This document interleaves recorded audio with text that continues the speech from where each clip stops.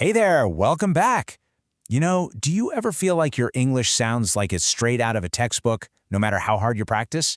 Well, you are definitely not alone. Today, we're going to unlock the secret that separates that kind of textbook English from real, natural, fluent speech. So let me ask you something.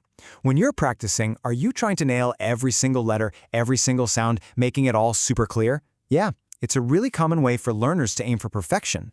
But what if that exact thing, that drive for perfection, is the one thing that's actually stopping you from sounding like a native speaker? It's kind of a weird thought, isn't it? Just take a look at this. On the left, you've got your textbook English. Most men, sweet potato. Every sound is there, perfectly pronounced. But now, listen to how a fluent speaker actually says it. Mosman, sweet potato. See what happened there? Sounds literally disappear to make it all flow together. That is the secret we're talking about. This whole thing, this secret ingredient to sounding so natural, it actually has a name. We are diving into the world of connected speech. And trust me, this is where the real magic happens. So, what is it exactly? Well, connected speech is just how we link our words together when we talk. See, native speakers don't talk in separate little blocks of words. Nope. We create this continuous flow of sound, and honestly, that's a big reason why it can be so tough for learners to understand us and to sound like us. And this really gets to the heart of it. To sound more natural, you actually have to learn how to break some of those pronunciation rules you worked so hard to learn. It's not about being wrong, it's about learning a completely new set of rules for how real, flowing speech actually works. Okay, so let's jump into our first rule-breaking technique. It might feel a little weird at first, but sometimes the best thing you can do for your fluency is to just drop a sound entirely. We call this elision. Right, so elision is the official name for dropping sounds. And it's super important to know this isn't lazy or sloppy talking. It's a totally normal part of English, something everyone does in all kinds of situations just to make sentences flow better. So when do you do this? Well, a classic example is with the T and D sounds, when they get squished between two other consonant sounds. Poof, they often just vanish. It just makes things easier to say. Okay, let's try it. Take the phrase most snacks. If you say it really carefully, it's most snacks. But in real life, that T is gone. Listen, most snacks, most snacks. Feel how much smoother that is? It's the same thing with sweet potato.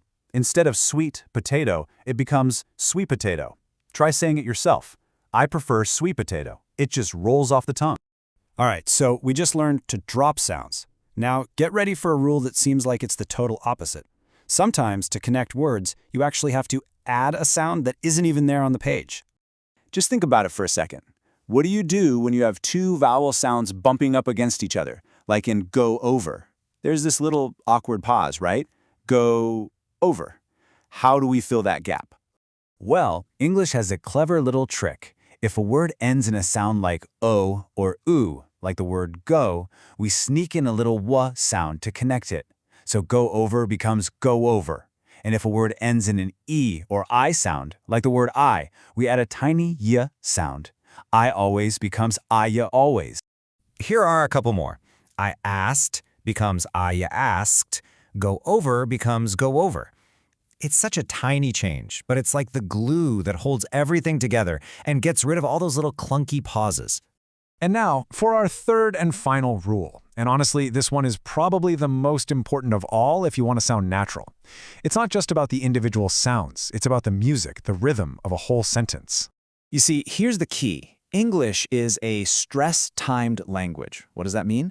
It means our rhythm doesn't come from giving every syllable the same amount of time. Instead, the beat comes from stressing the most important words, the nouns, the verbs, and then we just kind of rush through the smaller words. That's what creates the music of English.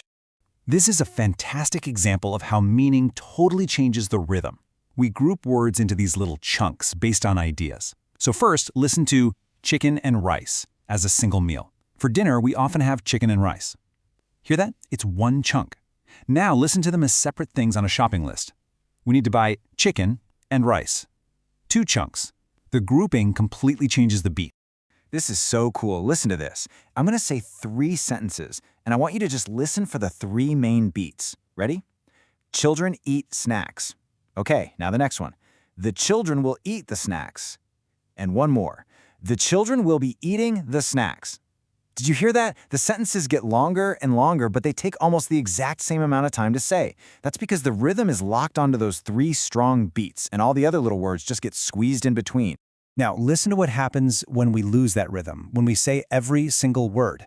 The children will be eating the snacks. It just sounds robotic, right? It's really unnatural, and honestly, it's kind of hard to listen to. This is exactly what we want to move away from. So, after breaking all those old habits, you now have the real tools you need to find your own fluent, natural-sounding voice in English. Let's do a super quick recap of what we just learned. So, remember your new rules for fluency. You're going to drop sounds to make things flow, you're going to add sounds to link everything together, and most important of all, you're going to find the rhythm by stressing the important words and shrinking down the little ones. Drop, add, and find the rhythm. So I want to leave you with this one final thought. The next time you practice speaking, change your focus completely. Stop trying to say every single word perfectly. Instead, listen for the music, feel the beat. It's time to stop speaking word by word and start speaking in rhythm.